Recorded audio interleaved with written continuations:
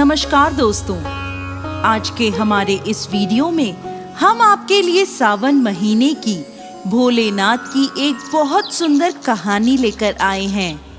एक समय की बात है, किसी गांव में एक बुढ़ी अम्मा अपने बेटे के साथ रहती थी। माँ बेटे बहुत मेहनत मजदूरी करके अपना गुजारा करते थे। एक बार बुढ़ी अम्मा के मन में विचार आया कि अब उसका पुत्र विवाह के योग्य हो गया है, अब उसे अपने लिए बहू ले आनी चाहिए। कुछ समय बाद बुढ़ी अम्मा ने अपने बेटे का विवाह एक सुशील कन्या से कर दिया। उसकी बहू बहुत सुंदर, सुशील और संस्कारी थी। वो नित्य प्रति जल्दी उठकर घर की साफ सफाई कर स्नान आदि करती और भगवान शिव का अपने घर में ही पूजन करती। विवाह के कुछ समय बाद सावन का महीना आया। बुढ़ी अम्मा की बहू भगवान भोलेनाथ की अनन्य भक्त थी। उसके मन में ये विचार आया कि वह सावन के महीने में मंदिर जाकर शिवलिंग पर जल अर्पित करे। अपने मन में आए विचार को उसने अपनी सास से कहा, माताजी, सावन का महीना शुरू हो गया है। मैं शिव मंदिर जाकर पूजा पाठ करना चाहती हूँ, शिवलिंग पर जल अर्पित करना चाहती हूँ। लेकिन बुढ़ी अम्मा ने उसे मना कर दिया और कहा, घर में ही पूजा कर लो, मंदिर जाने से समय बर्बाद होगा।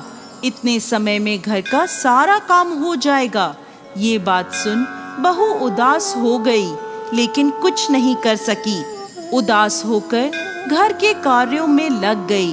उस दिन उसने कुछ अन्न जल ग्रहण नहीं किया। अगले दिन बहू कुएं से जल लाने गई। रास्ते में उसने देखा गांव की दो लड़कियां पूजा की थाली सजाकर मंदिर की ओर जा रही हैं। उसने उन्हें रोका और पूछा, तुम सब कहाँ जा रही हो?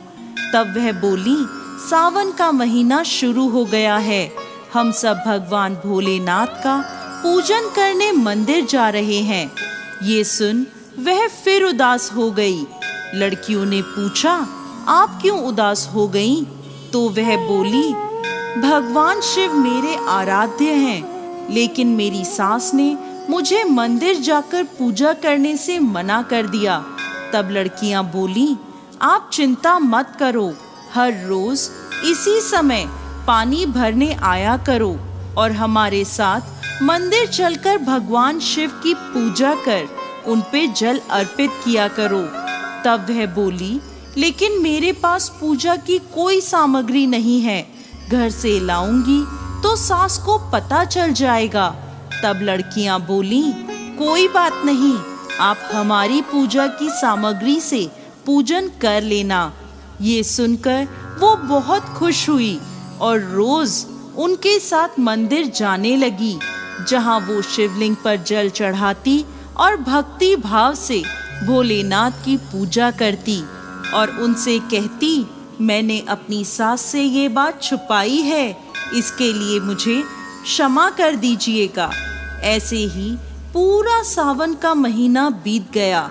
सावन के अंतिम दिन उसने सोचा, पूरा महीना मैंने इन लड़कियों की पूजन सामग्री से पूजा करी है, आज तो मुझे अपना कुछ भोलेनाथ को अर्पित करना ही चाहिए।